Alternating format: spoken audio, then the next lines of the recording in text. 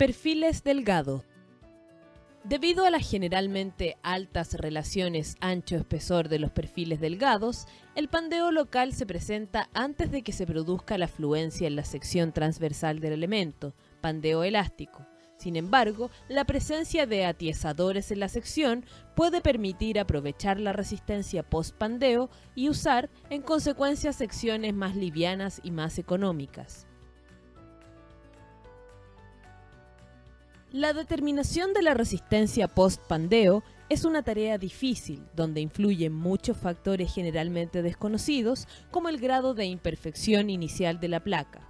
Von Karman propuso una metodología aproximada para determinar esta resistencia, en la que la distribución de tensiones no uniforme que se genera en la sección al ocurrir el pandeo se reemplaza por una distribución rectangular aplicada en los dos extremos apoyados, de forma que la resultante sea similar en ambos casos.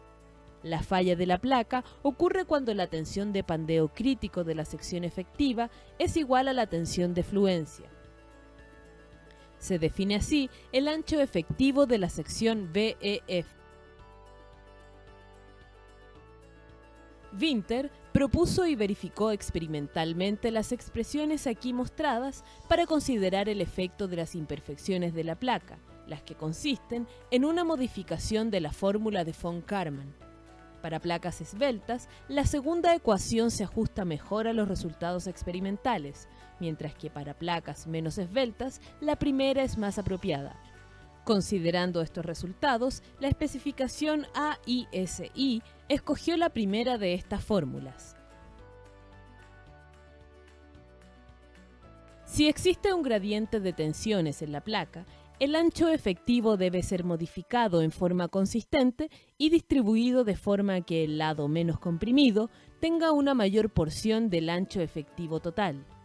Además, el coeficiente de pandeo K se varía entre 4 para compresión pura y 23.9 para flexión pura.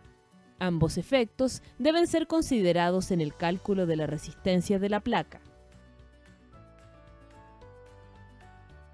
La efectividad de atiesadores de borde va a depender del tamaño del atiesador.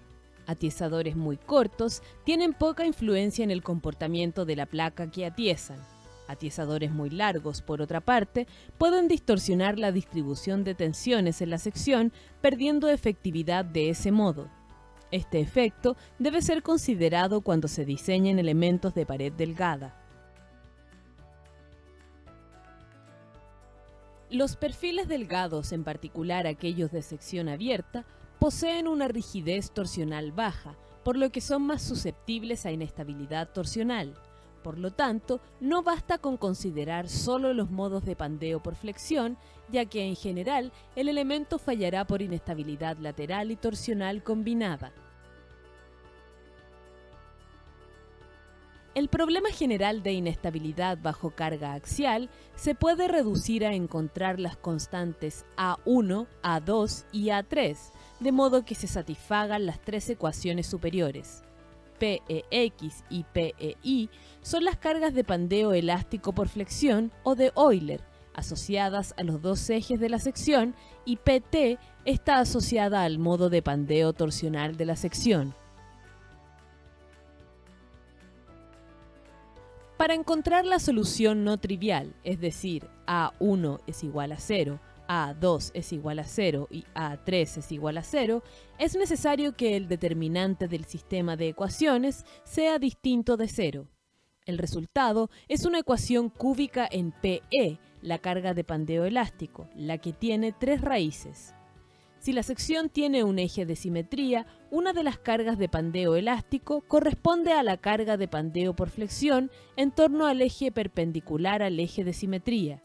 Las otras dos cargas de pandeo están asociadas a modos flexotorsionales y su magnitud se calcula a partir de la ecuación cuadrática resultante de eliminar la raíz conocida de la ecuación cúbica. En el caso de una sección con doble simetría o simetría respecto a un punto, las cargas de pandeo son PEX, PEI y PT, las que están asociadas a modos de pandeo por flexión, en el caso de las dos primeras, y pandeo torsional puro en el caso de la tercera. En cualquiera de estos casos, la carga crítica de pandeo elástico estará dada por la menor de las cargas críticas encontradas. Debido a los espesores de los elementos de pared delgada, es posible que la ocurrencia de pandeo local gatille la inestabilidad global del elemento, ya sea bajo carga axial o bajo flexión. Este fenómeno puede explicarse considerando el concepto de ancho y sección efectiva. Cuando se produce el pandeo local del elemento, solo una parte de la sección transversal continúa contribuyendo a la resistencia de este. Por lo tanto, parámetros relevantes en la carga crítica de pandeo o el momento de volcamiento, como el momento de inercia, se ven reducidos.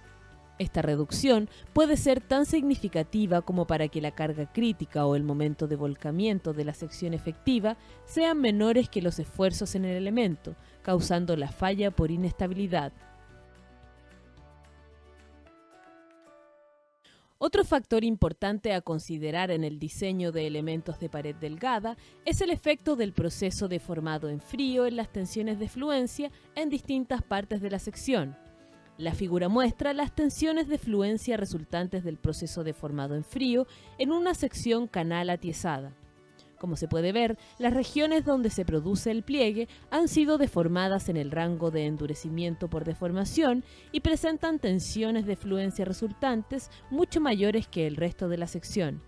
Esto debe considerarse cuando se quiere identificar el momento de primera fluencia, por ejemplo.